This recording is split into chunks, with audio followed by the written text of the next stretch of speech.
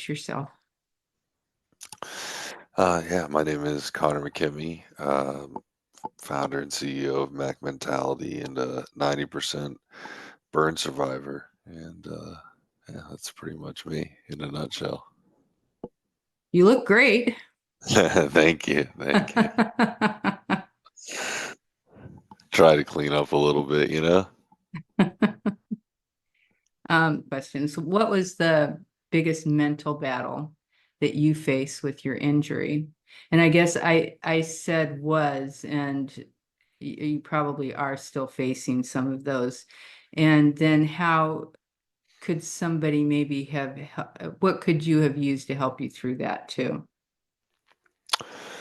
For me, I think the biggest battle that I faced was coming to grips with kind of the new reality that I was in after my accident. You know, I basically went to sleep and woke up in a brand new body in a completely new world with new circumstances. And the athlete in me, I think, was programmed to recover from injury like most athletes would, right? You give yourself time, you do the rehab, you train, and it's just like part of the process.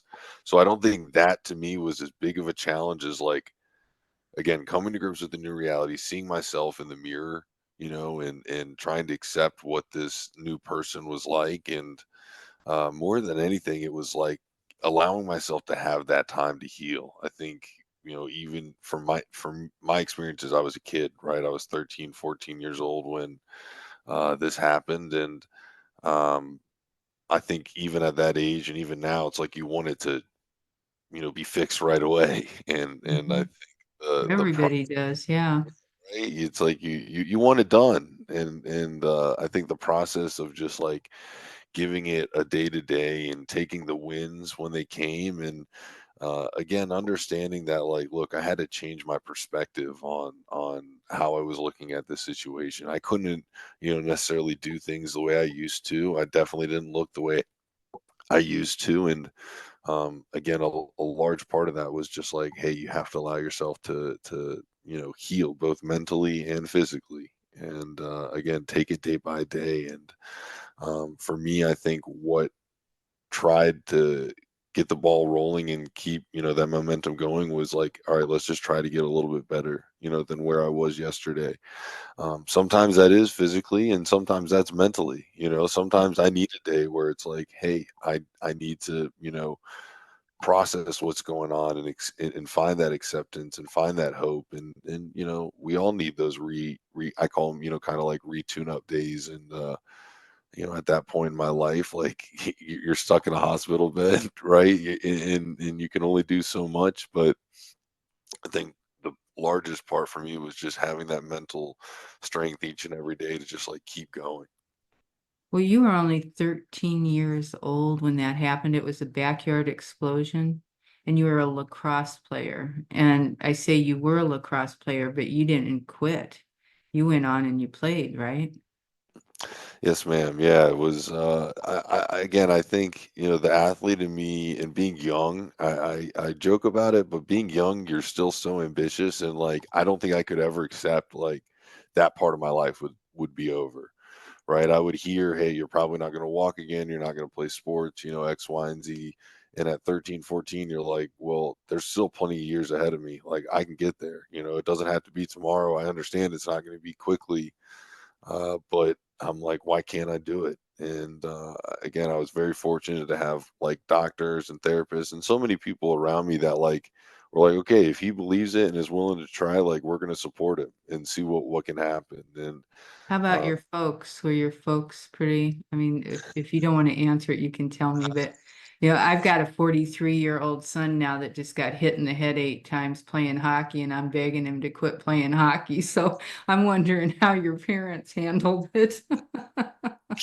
I mean, again, I think they were cautiously optimistic with the whole process, right? I think again they never really put any parameters on me. They wanted me to do things smartly and safely, and understand that like, look, my body is going to be a lot different than those around me, and with that, I have to be a little bit more cautious. I have to take, extra measures to make sure that I'll be able to withstand, the beating of playing again a physical sport like lacrosse. But again, they never said no, and I think as a kid that That's was the good. most important thing. And they did everything in their power to help me. And again, when I was having my rough moments and my times where I felt like I wasn't going in the direction it needed to go, they were there to pick me up and keep me going. And it wasn't just them. I had brothers. I have two brothers that are amazing, and then a whole community of people around from day one that was just supporting me. And so I always talk about I never felt like at any point in my journey I felt alone. Yeah, I had to go through the pain, I had to go through the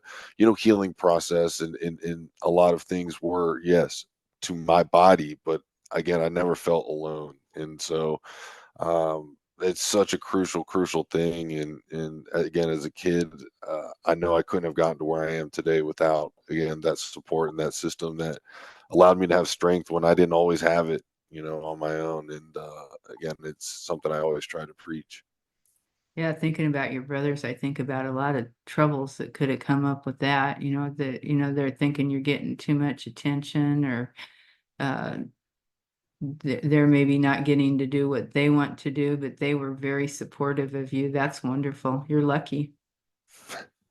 Yeah, I mean, again, You're I'm tough, but you're lucky too. definitely blessed in those regards. They're, two of my best friends to this day. And again, Cool. they've been with me step by step since that day.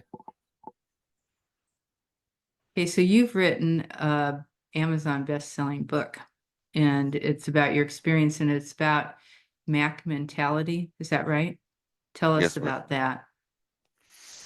Yeah, so the book process was something that was honestly in its own way therapeutic, right? Like it was pulling up stories and stuff that had happened, over 10 plus years ago, in part of my life that like I had kind of put away and compartmentalized, and was in a lot of ways done with. But I knew how important it was to share some of those experiences and understand that, like, look, as human beings, we're incredibly resilient.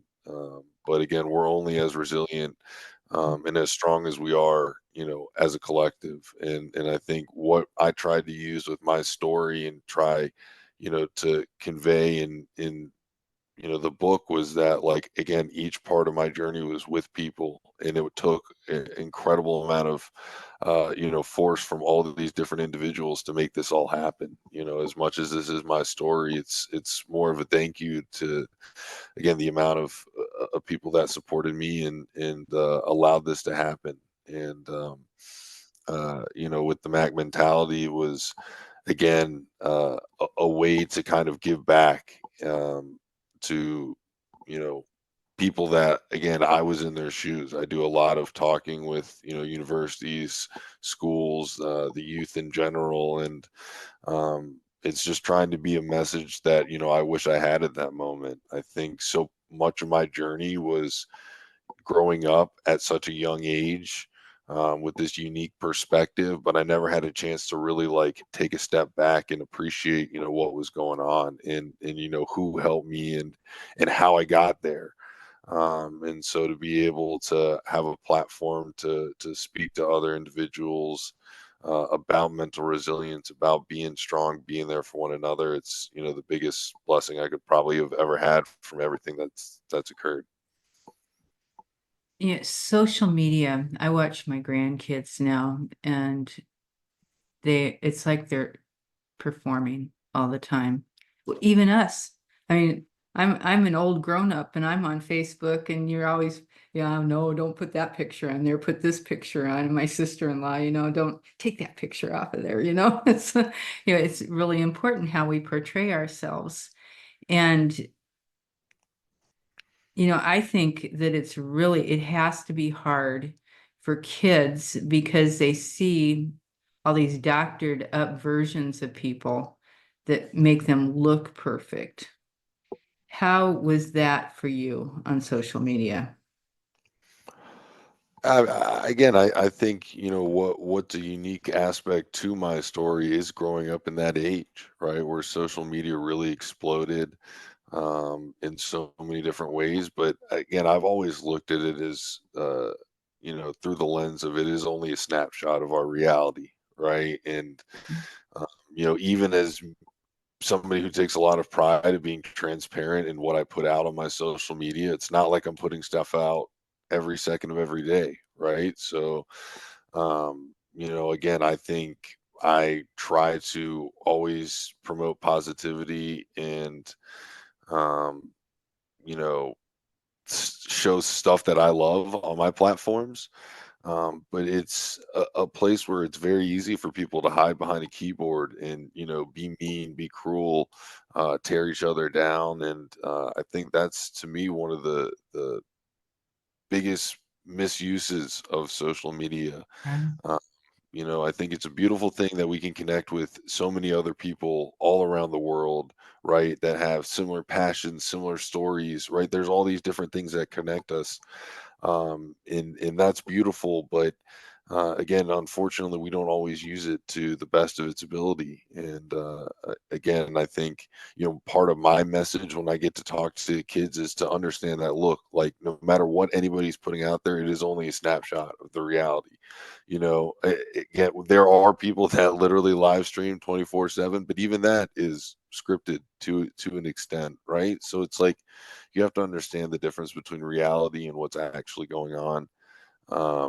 But again, I will always side on the fact that, like, there are so many beautiful things that we can use social media for. Like, don't be ashamed to share the things that you love, show appreciation to those that you love. And again, it was just a different time, right? Like, we're growing up in an age where we're not going to have physical, pictures of everything like our parents had, and our grandparents had, of being able to flip through, years and years and years of catalogs. Like, that's going to be missed.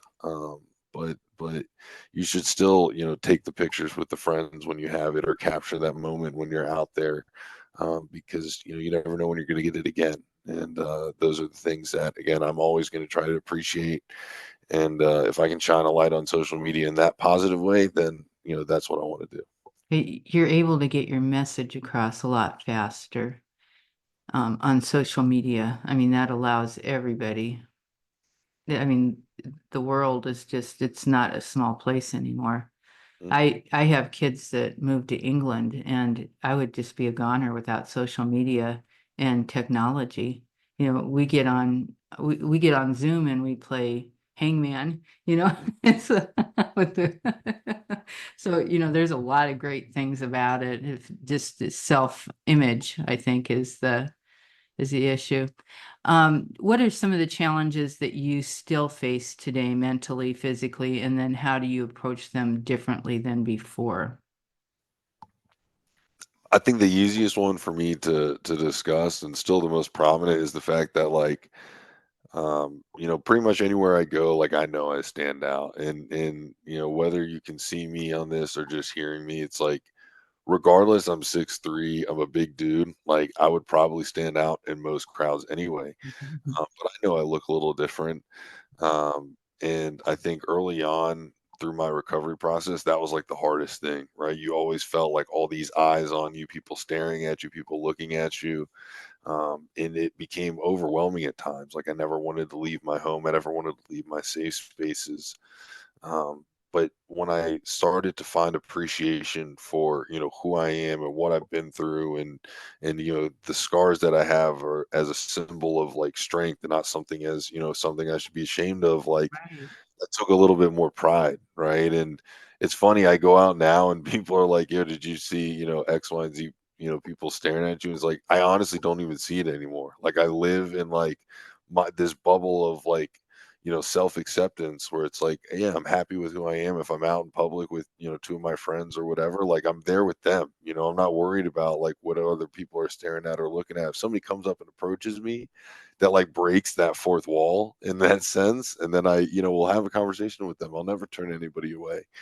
But I try to take a lot of pride in walking around with my head up and a smile on, because when people are staring at me, that's what they see, right? They see somebody that, has found some strength in what a lot of people would look at as a weakness, and somebody that's accepted for who they are. And again, I'm a big believer in, again, people are always going to see, the internal, version of yourself shining outwards than anything else. And so if I was somebody who was ashamed of what I looked like people would see that right away. But I think people usually see somebody who's happy, smiling, and more often than not, just nodding to the beat of his own drum. And again, I love that, and it's something that again I think is infectious. And when you have an uplifting and positive personality, like that rubs off on those around you. And again, I don't always have it. I need to draw that energy from my friends and my family from time to time, but again, I just try to take a little bit of pride knowing that, like, look, eyes are on me. More often than not, like, let's just show everybody that we're okay, and there's something to be happy about.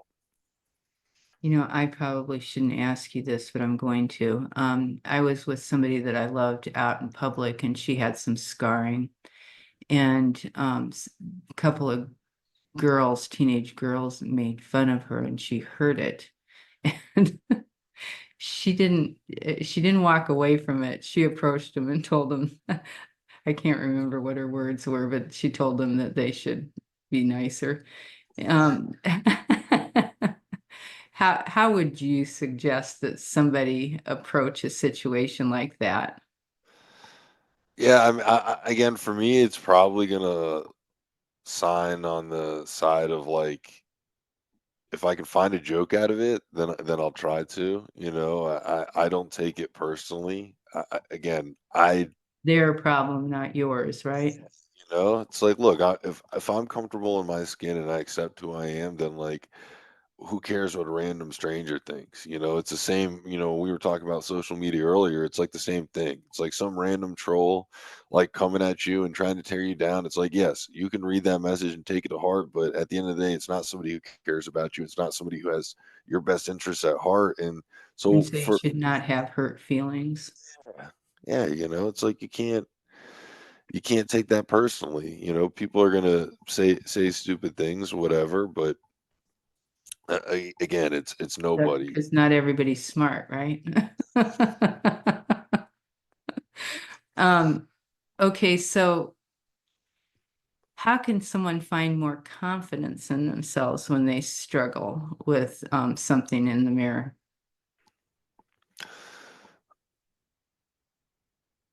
I think for me, where I found the most confidence was understanding where I was and to where I've gotten. Right? It's like I was at such a low point, and again, it's never a straight line. It's gonna have ups and downs. We know that.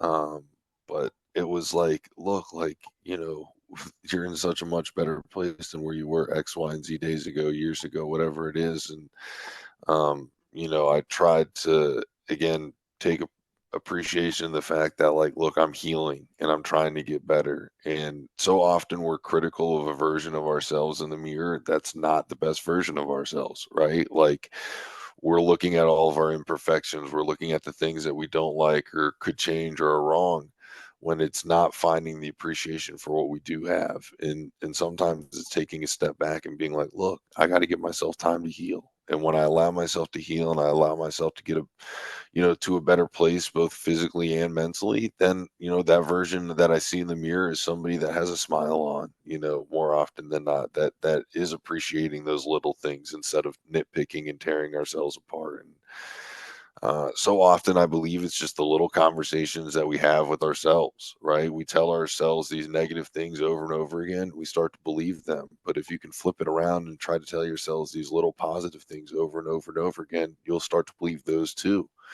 And when we are winning that battle more often than not, that's how we start to see the confidence rise, right? Like, that's how we start to see the change in the version that we see in the mirror. And again, to me, it's something that, like, it doesn't happen overnight, but it is like little by little. I just try to focus on, let's just try to get a little bit closer, take a little bit, a step a little bit further each and every day, and don't put a time stamp on it. Don't be like, I have to feel 100% by, Thursday, because then you get weighed down by the anxiety, you get weighed down by the pressure, you get weighed down by all these other things. It's like, look, I'm just trying to be a little bit better than where I was yesterday. And I know by doing that, eventually I'll get to where I want to go. How old are you now? I'm late. Almost 30, 29, almost 30. Yeah, I 30, guess. so that's like almost 17 years ago. How do you think that that's affected your relationships and making friends and making connections? Early on, I think I understood that the people that truly loved me were gonna love me for who I was regardless, right? Like, I didn't the people that coulda easily turned their backs on me when I was at the lowest, didn't, and I always had such a great appreciation for them, and I lived in this, little bubble, all the way up until I got to college, and I think college to me was the first time that I got to step out of that, little shell and see what it was like to meet people who didn't know me, for before what happened or anything else like that, right? They only knew this version of Connor at that moment in time, and the coolest thing is some of those kids are like still to this day, my best friends in the world. One of them is my current roommate. Who was a kid that I met like one of the first days of school, right? And it was again, those kids never asked really who I was outside of, the stuff that I loved, the stuff that I enjoyed. Like they just wanted to get to know me. They didn't care about, what happened. Not like they didn't care in that way, but you know what I mean? Like it wasn't, they just Yeah, wanted to get to know Connor. And, they saw you. Yeah. and I love that. And so I think for me, like, look, I'm in a unique world where a lot of our dating world is on a phone where we're, swiping left and right based off of somebody's picture. And like that, I wouldn't say is the most effective way of like how I should go about dating or how I could go about dating. Cause I know I look a little different, but like I would still take my personality and who I am over just about anybody. And like that's not, I always try to tell people like that's not an arrogant thing. Like we should all want to take ourselves, over the next person. Like we're the only one we got.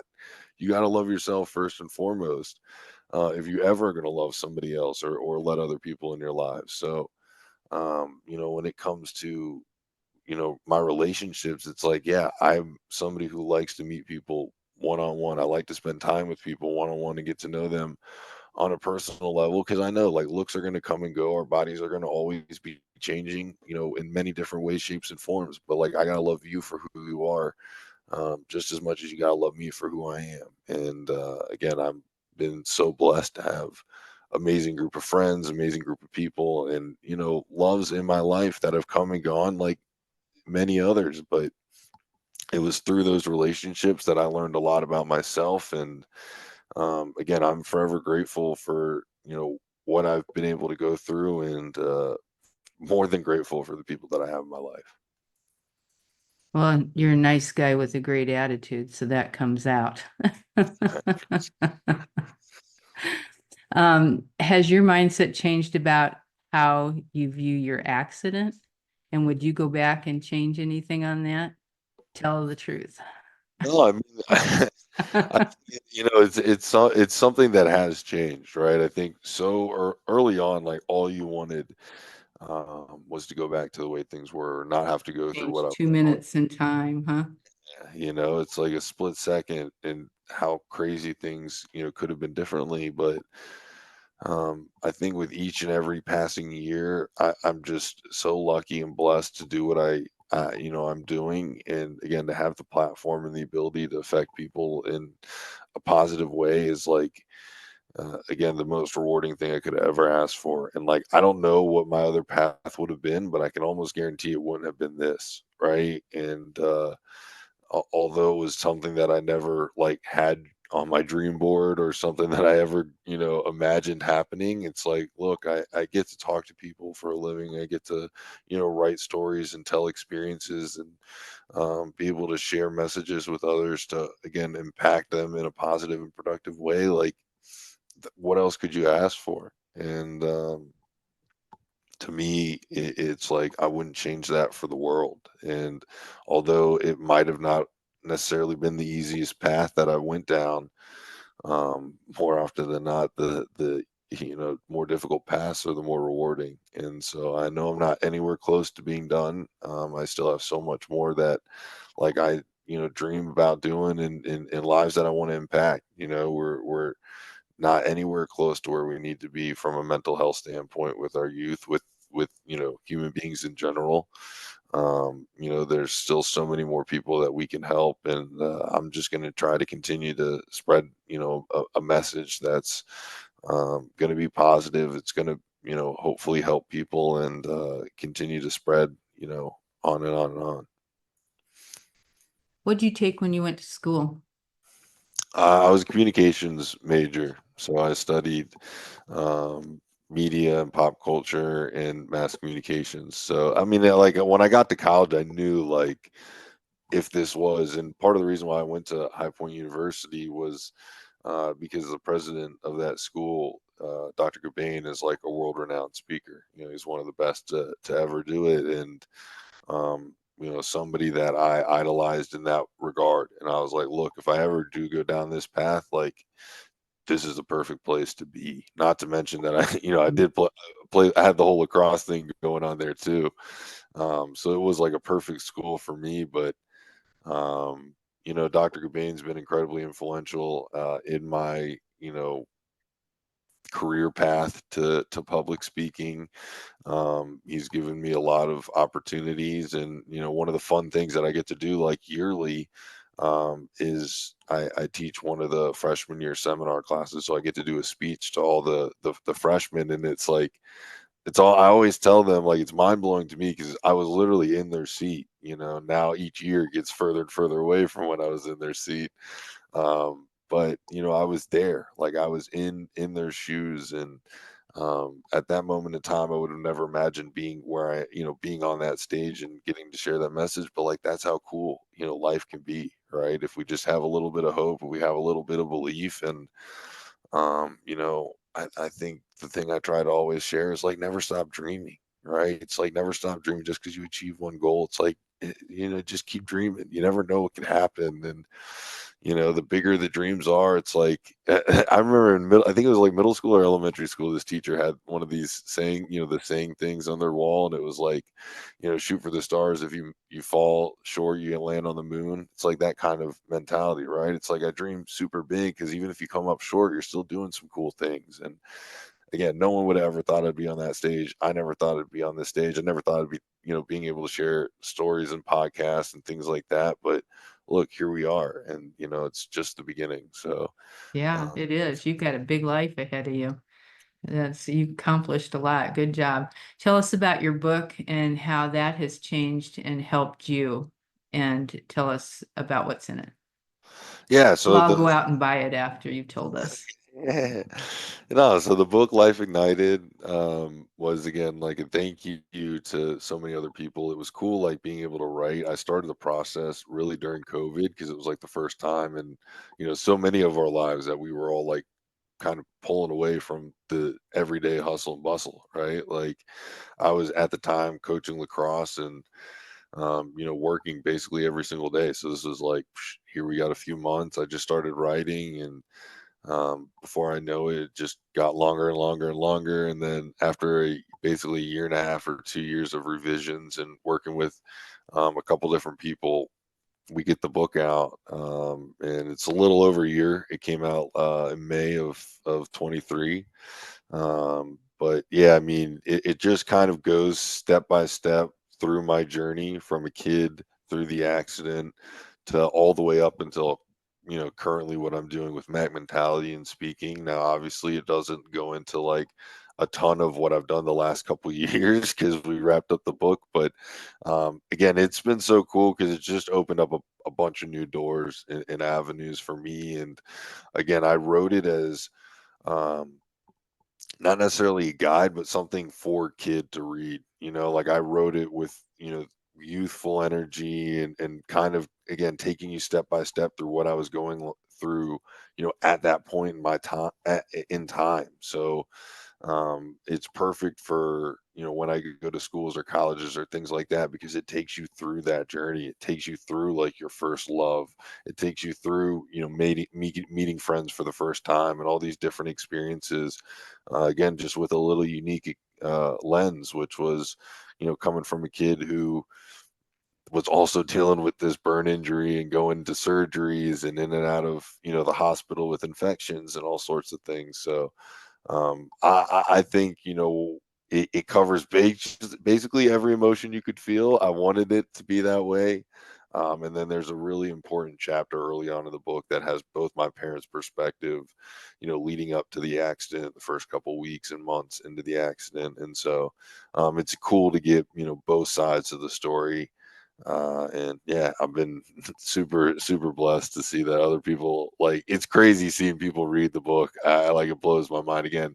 Never thought I'd be an author. Um, more than happy to see how it's been received. Yeah, you know what? I always thought it would be great if there was a book that told you how to raise kids, but it sounds like that this would be a good book to give a kid that's struggling with anything because you struggled and you made it through and you're telling how. So I think that's great. Thank you for being here with me today. I appreciate it. I've enjoyed talking to you. I know you're going to do lots of good things. I'm going to follow you on, where are you? Are you on Instagram or? I Yeah, don't do TikTok, but primarily Instagram. If you just go follow either Connor McKemey or Mac Mentality on Instagram, you'll see me, and yeah, that's where I'm most active. But yeah, thank okay, you. I really cool. appreciate you having me and giving me the opportunity to share. Thank you. Have a great week. Thank you, you too. Bye-bye.